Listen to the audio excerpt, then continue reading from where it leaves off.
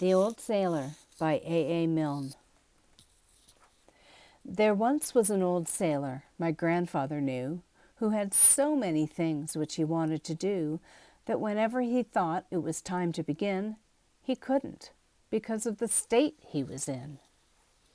He was shipwrecked and lived on an island for weeks, and he wanted a hat, and he wanted some breeks, and he wanted some nets or a line and some hooks for turtles and things which you read of in books.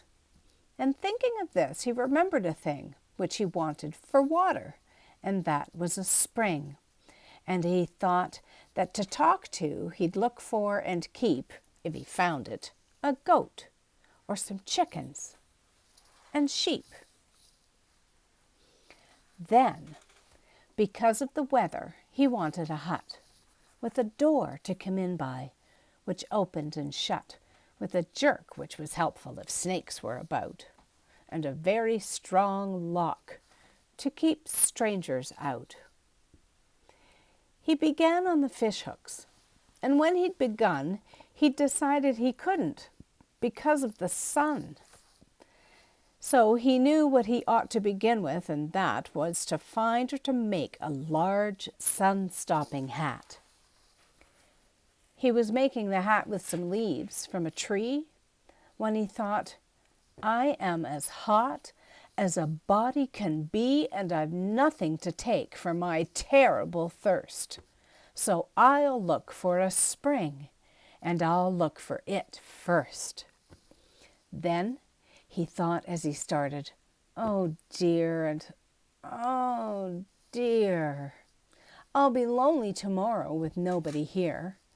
So he made in his notebook a couple of notes. I must first find some chickens.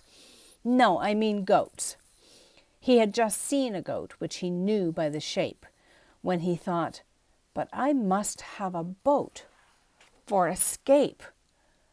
But a boat means a sail, which means needles and thread, so I'd better sit down and make needles instead.